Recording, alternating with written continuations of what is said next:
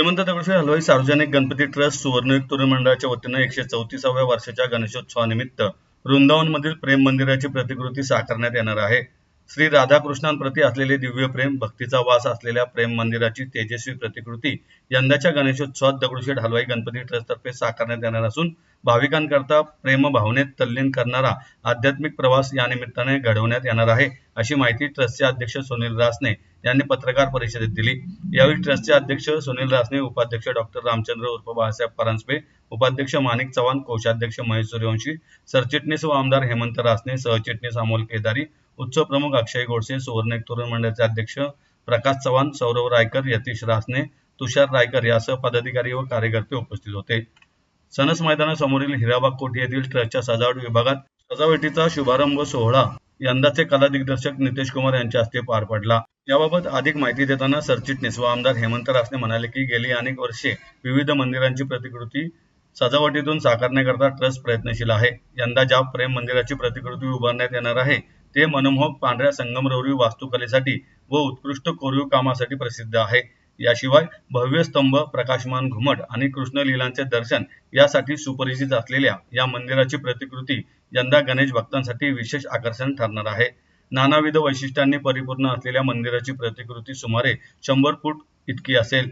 जिथे भक्ती प्रेम बनते आणि प्रेम दैवत्व बनते या संकल्पनेवर आधारित ही भव्य प्रतिकृती साकारण्यात येणार आहे. प्रतिकृतीच्या रचनेत संगमरवरी वास्तुकलेपासून प्रेरित भव्य दर्शन भाग असणार आहे. उत्तर भारतीय मंदिराच्या पारंपरिक रचनेचे प्रतिबिंब दर्शवणारी कलाकुसर केलेले स्तंभ आणि घुमट, रासलीला, गोवर्धन लीला, झुला यासारख्या कृष्णलीला दर्शवणारे शिल्पपट देखील असणार आहेत.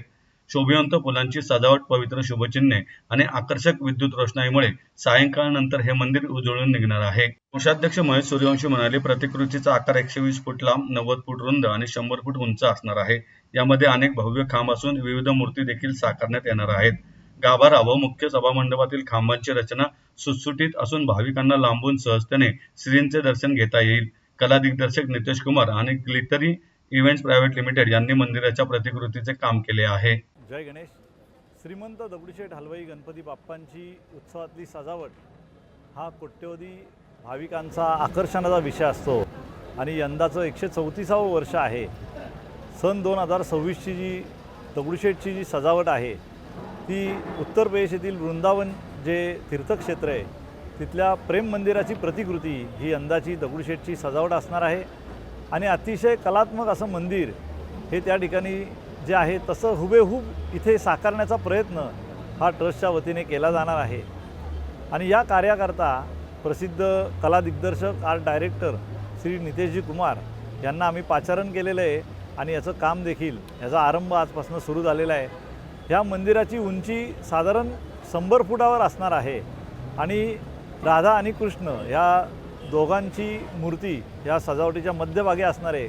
आणि या सजावटीच्या माध्यमातून जो संदेश आम्हाला द्यायचा आहे तो प्रेमाचा संदेश संपूर्ण जगाला द्यायचा आहे. कारण गणेशोत्सव हे केवळ भारतात नाही तर जगातल्या जवळजवळ 125-150 देशामध्ये गणेशोत्सव साजरा होतो.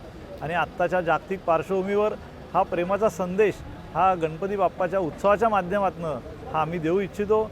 आणि आपल्या भारताची जी परंपरा आहे, सर्वांना प्रेम अर्पावे आपलं साने गुरुजींनी देखील म्हटलेलं आहे, त्या दृष्टिकोनातून या सजावटीची रचना आम्ही केलेली आहे. ही सजावट संपूर्ण फायबरमध्ये असणार आहे.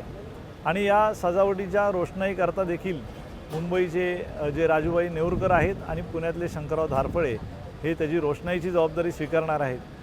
या सजावटीच्या मंडपासाठी श्री विकास काळे मंडपवाले यांना आम्ही पाचारण केलेलं आहे.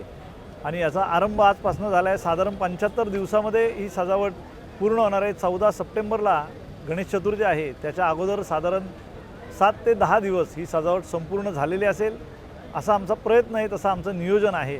त्या दृष्टिकोनातून आम्ही सुरू केलेली आहे आजपासून तयारी. आपल्या सर्वांना आगामी या गणेशोत्सवाच्या सजावटीच्या निमित्ताने हार्दिक शुभेच्छा. धन्यवाद. जय गणेश.